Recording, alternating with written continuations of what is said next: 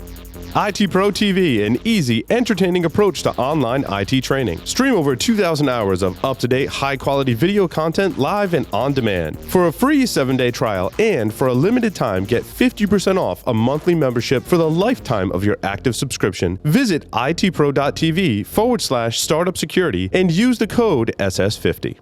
Gain control of cyber risk with Tenable.io, the first vulnerability management platform built for today's elastic assets like cloud, containers, and web apps. Discover a fresh, asset-based approach that prioritizes vulnerabilities while seamlessly integrating into your environment. And improve ROI with the first elastic licensing approach based on assets, not IP addresses. Tenable.io delivers the data and context you need to secure your elastic attack surface. Start your free Tenable.io trial today by visiting Tenable.io. Welcome back, everyone, to Startup Security Weekly. I want to say I forgot to read this full announcement on the last Pulse Security Weekly yesterday.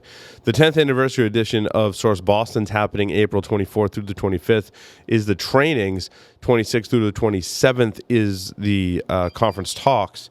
And there are two training classes that are being offered that they want to highlight: hacking web applications, case studies of award-winning bugs in Google, Yahoo, Mozilla, and more.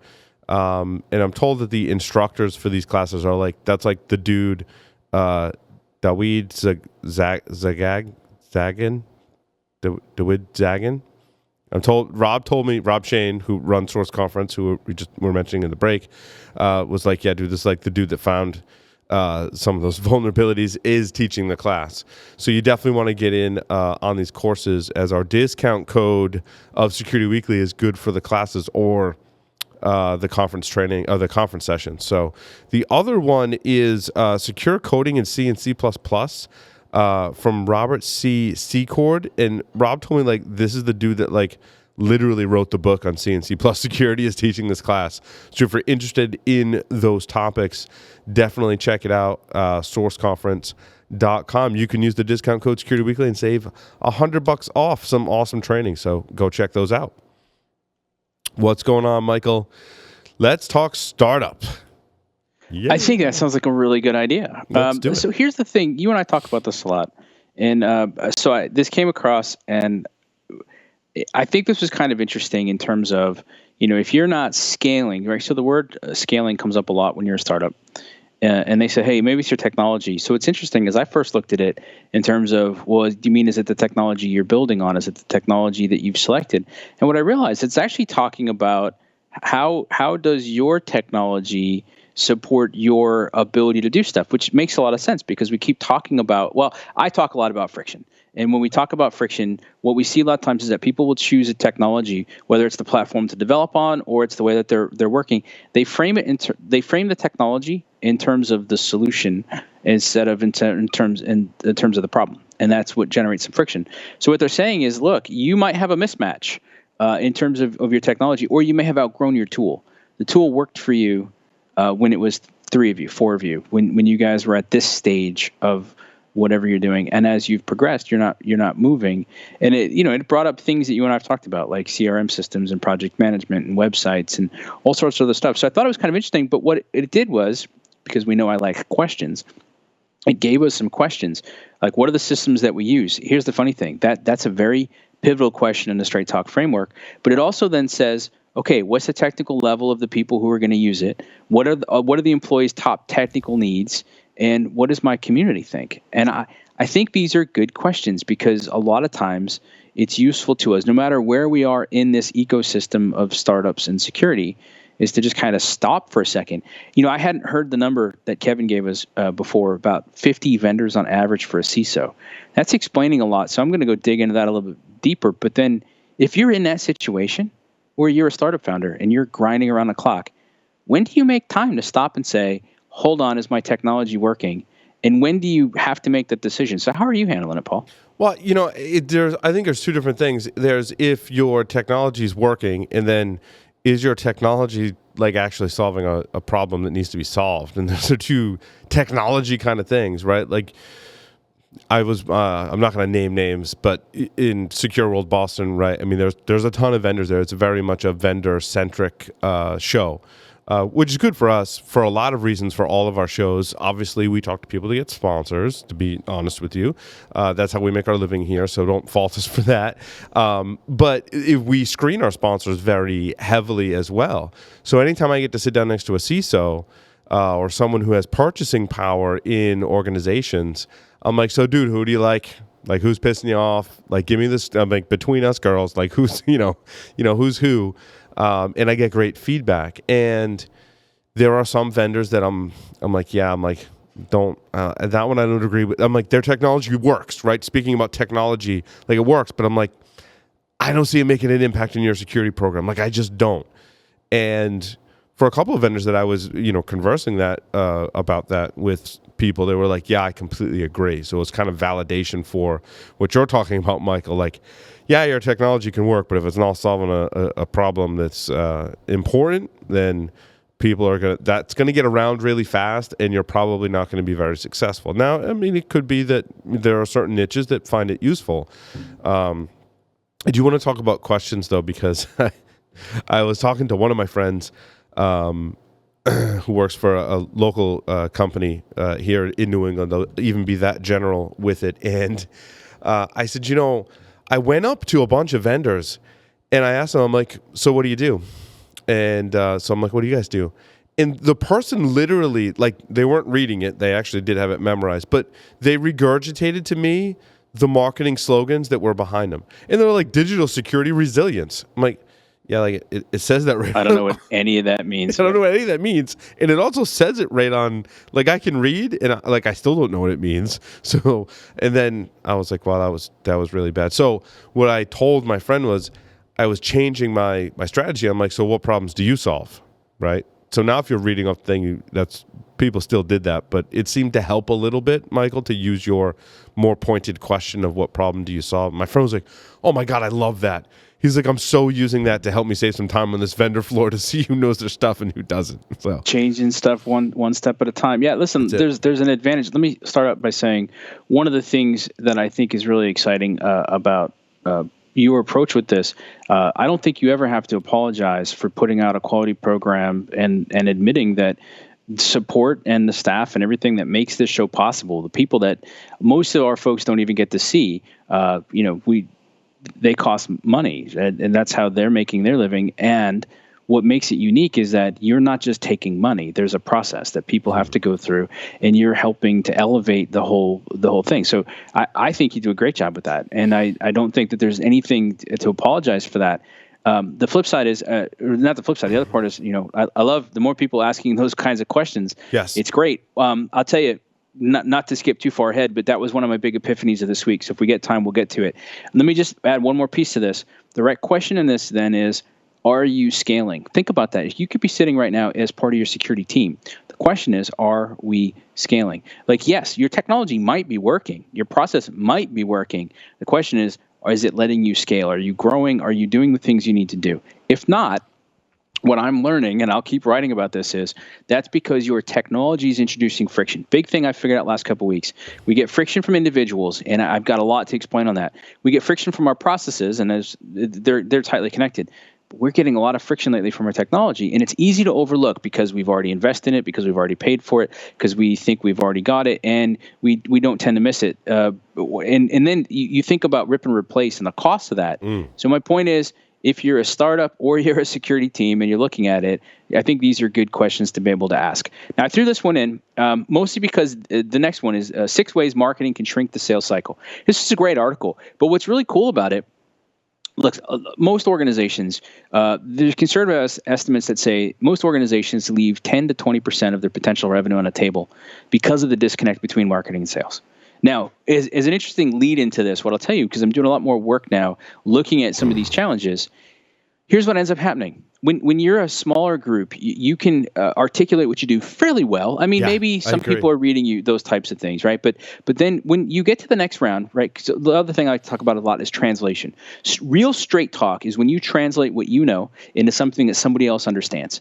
And as we've talked about for a year now, it's not always easy to do. It's simple to understand, not always easy, which is my nice way of saying not normally easy.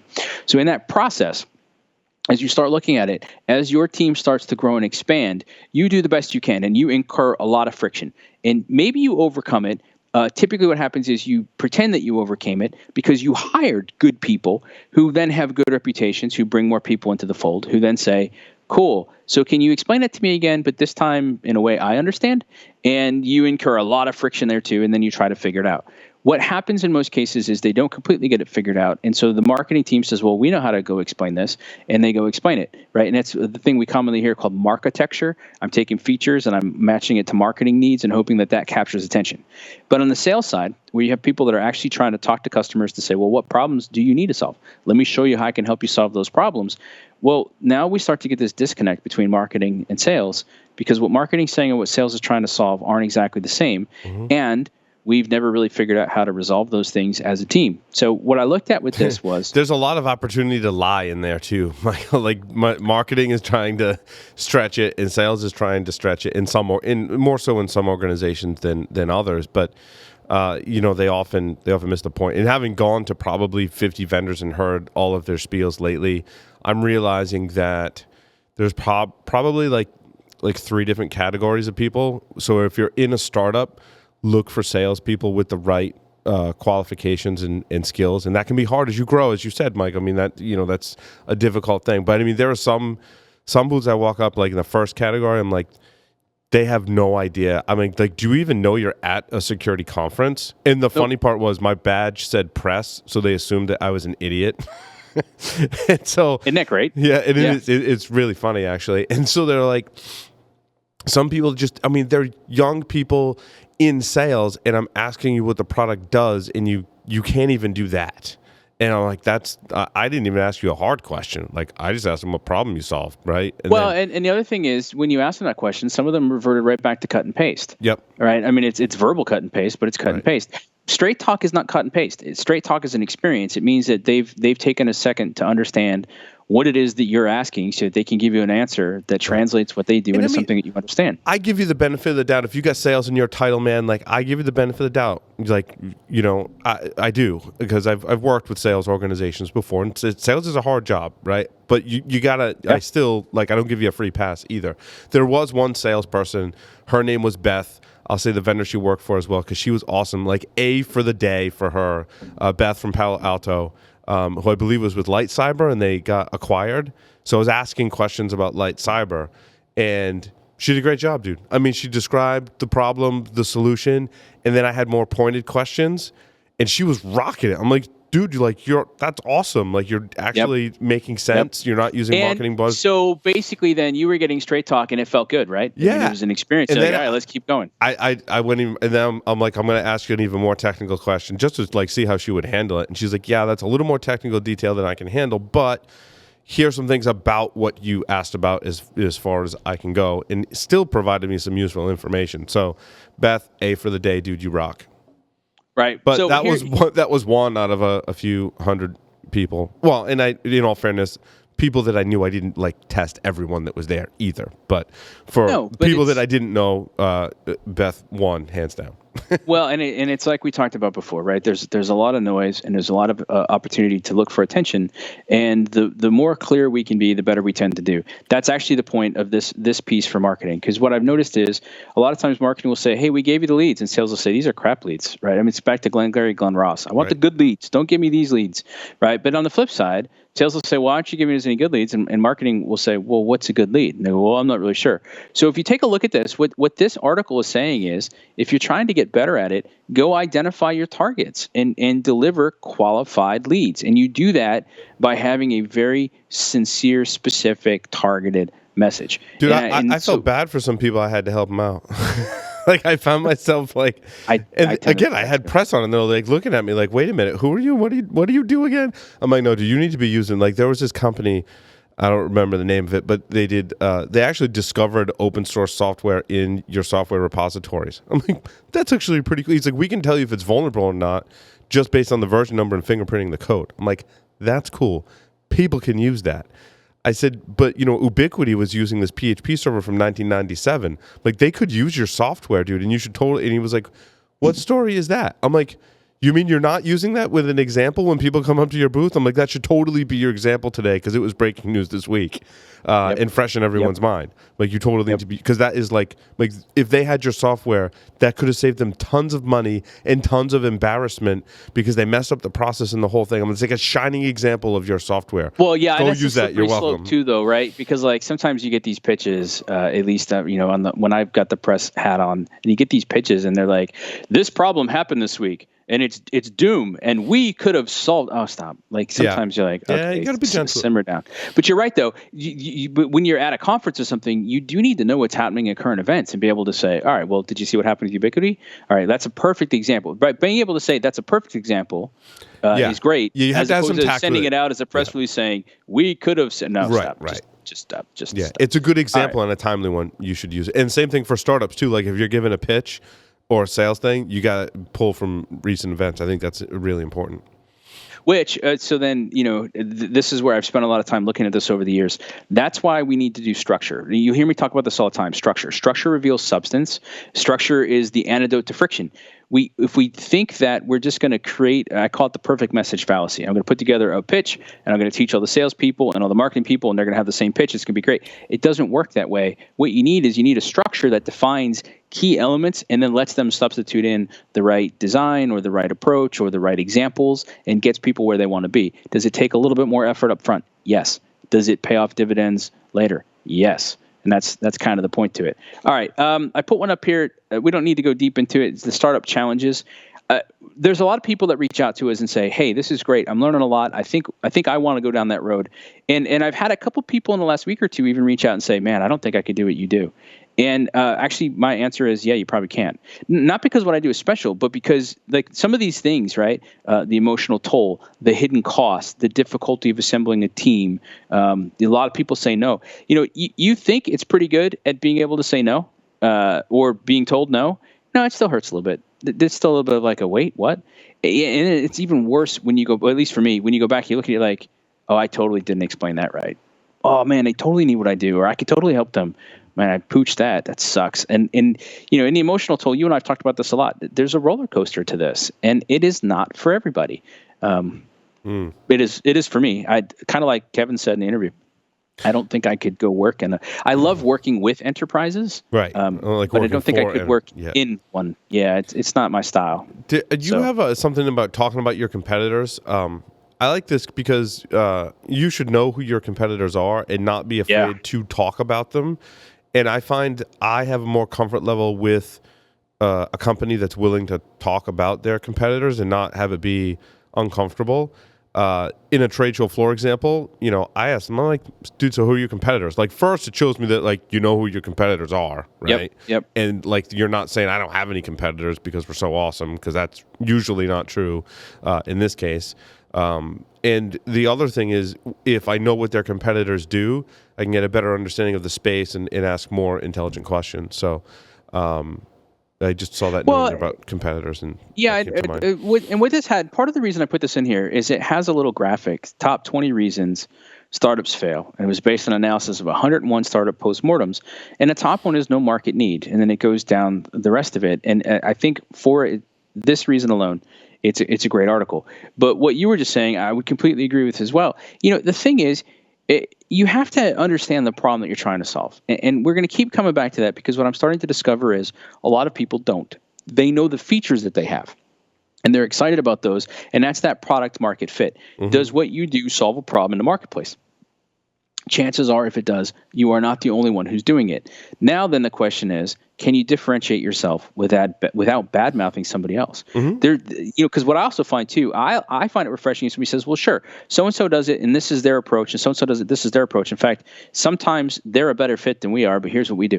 I like that kind of confidence, and I also like that kind of upfront, right? That's straight talk to me, because maybe I'm not the right fit for you. And you know what? If the sooner we can figure that out for both of us, the better it is. Like it sounds counterintuitive, especially if you don't have a sales background. But once you start understanding sales, the quicker you can get to somebody who has the problem that you solve, and it has the budget, the authority, the need, right, and a timeline to do it. What they call BANT is one of the things you can use to qualify. Great. Then go help them understand if you're a good fit or not.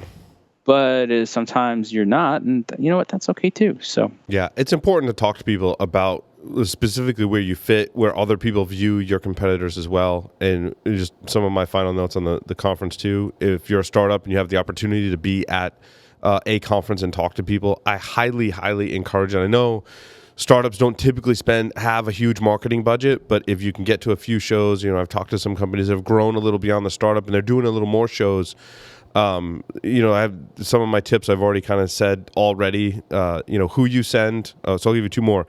Who you send. Don't send all just sales and marketing people. Send some technical people too, especially in the security space. I think that's super important.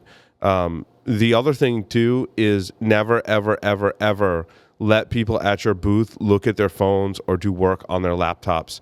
Nothing shatters your company image and turns people off more than when I walk up to your booth and the dude's like, or girl is on the laptop, right? Like that's holding up the hand. I'll get to you. Come on, dude. I'm busy. It's not. And sometimes like I had to interrupt them because I'm like, I really need to talk to you about what you do because I need this information for our shows and to talk about you whether on this show or all our other shows, or see if you're a good fit for a sponsor. Like I really do need to talk to you, and now I feel like I'm interrupting you, and I feel like you don't give two craps about me. So for startups out there, like make the most out of your conference experience by listening to the things that Michael and I are telling you, because Michael and I both have been to a lot of shows. So well, keep in mind too, I mean, when you get done from the show, you've got to do some sort of analysis and say, was that a good investment of time and money? Yes. If your people though, if you didn't prepare your people and you didn't think about what that experience is going to be like, because you and I both know too, there's just a sea of vendors at these things. And so how, you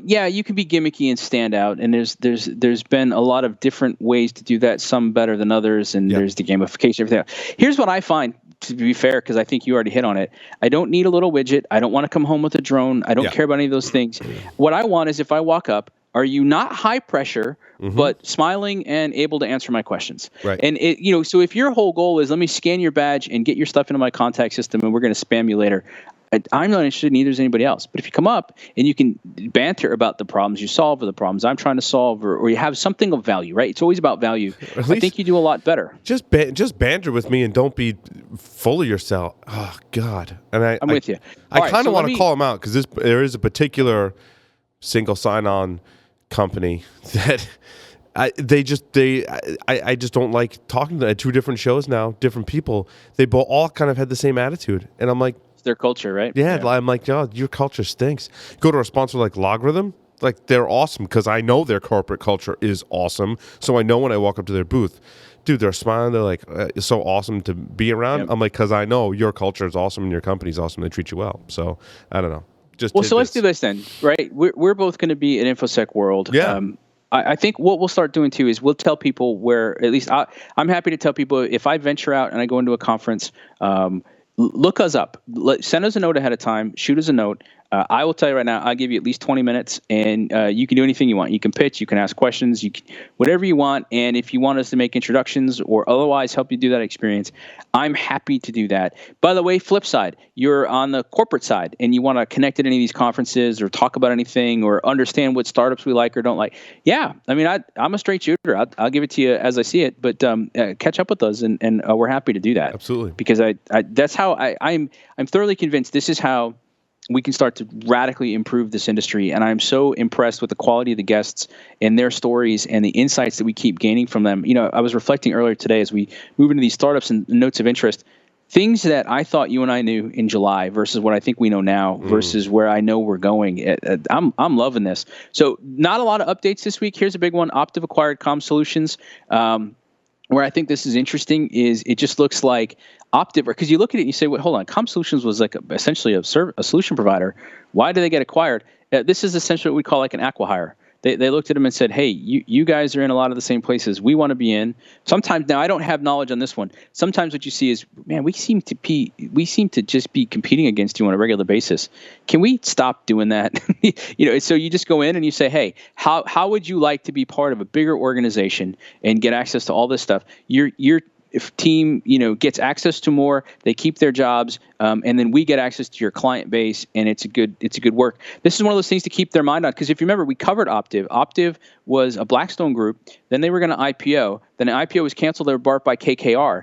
And so as I'm learning this space better, Blackstone did what Blackstone was intending to do, even though they have a pretty impressive portfolio. KKR they've got a whole group now focused on cybersecurity, and I still think Optiv is very important to them in terms of how they're going to pull it all together. This, to me, is the reason I put it up is I just think it's interesting. The fact it's undisclosed is not remotely surprising at all. Now, the story of the week, this is where I had to make some phone calls, and I learned some stuff. So Bayshore raised $4.4 million Series A.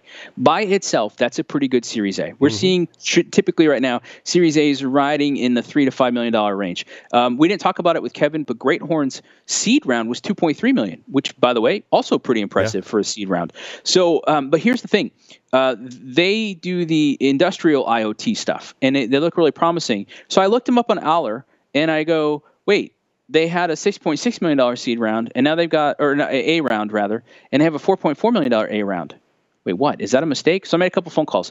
This is what I learned, and I'm going to try to keep digging deeper into these things as we go. There are two basic ways you can do an A round. One way you can do an A round is you can set a target. So it's not I'm going to get as much as I can get because I'm going to feel good about it. You're going to say, I'm going to open up a round, and I want to get, 4.4 and 6. So they probably said, okay, I want to do 6 million, or I want to do an 11 million, or I want to do a 12 million round. The round can stay open until it's filled. So you might say, hey, I'm talking to two different people, and I'm going to bring them in. And one makes their announcement, and you announce. And then the other one makes their investment, and then you announce again. And what it looks like with Bayshore is they had one round, and they kept it open. Now, what we've got to start looking at, though, is that some of these companies end up, they can't make it to their B round. So they're kind of running out of cash, and they can't quite make it to the B round, and so they reopen the A round. That's kind of like a dirty little secret. That is. And so they get to announce it again. So what's happening there is you're setting your valuation, and so you don't want to be diluted. And so what you're saying is, okay, we're worth X. So if you invest, 2 million, 3 million, 5 million, whatever, this is what you get in return from it, right? So this is your equity. This is your position in the company. And so what happens then is, if you were to reopen the round, you're basically saying, okay, hey, look, I got a deal for you. You can come in at this old valuation, and you're just giving us some more money, and that's better off. But what happened in Bayshore was they had a target. They kept their A round open. The A round is now closed, and they actually did pretty good with it. Other stuff here in terms of this is I thought this was a neat article, and I put it in here because it covers a couple different people. M&A deals should be bigger and bolder. Basically, what they looked at was if you want to be hyper growth, you're going to have to do M&A. If you're going to do M&A, you don't have to do more deals, but you got to do bigger deals. You got to take a couple risks. But their point was if you understand how to communicate well, you're not really taking as big a risk. I looked at this because I'm talking to a lot of now Fortune 500 companies that are setting up buy side. It's almost like R&D now is completely left to the startup market. So you have the venture investors that are investing, right? That's what we call sell side. And then you have the corporate side that's buying it. So I thought it was interesting. So wherever you are in this, it was a good read. It was a quick read. And it just gave you some insights into the way that it goes. I got back into the publishing round this week. I got 3 articles up. I'm trying to get more. The only thing I would ask if people could, I'm putting together a series on cyber insurance. In fact, Paul, I'd love to chat with you sometime. I know you guys just did, you and John did a webcast with some cyber insurance stuff in it. A lot of confusion. I'm trying to clarify some of that over the month of April. I've got a quick 5-question survey. If people could click on that and give me some of their thoughts, their questions, you can love it, you can hate it, you can have legitimate, I don't care. I just want to see where people are thinking. I'll share those results. I'm happy to chat about them anywhere you want, Paul, and that'd be great. So that's kind of the updates. I'm in Chicago next week. I'll still be here for the show, and then we're at InfoSec World.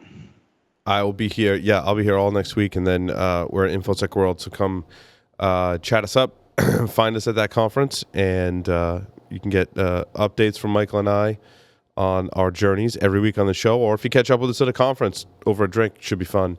This week, been thinking about potential integrations and partnerships, and in talking with everyone over the past 2 days at Secure World, there was one that was very complimentary, that was an interesting space that I'm going to be researching more. So, that's exciting. Yeah, I mean, I say I can't wait to get together in person. So if anybody's at the conferences and they want to come to us, Paul, I'll probably hang out with you at the booth for quite a bit, and come talk to us. I mean, when you show up, I'm going to be sitting there on my laptop and phone looking really busy, so don't interrupt me, but otherwise I'll be there. Nice. Thanks, everyone, for listening and watching to Startup Security Weekly. See everyone next time.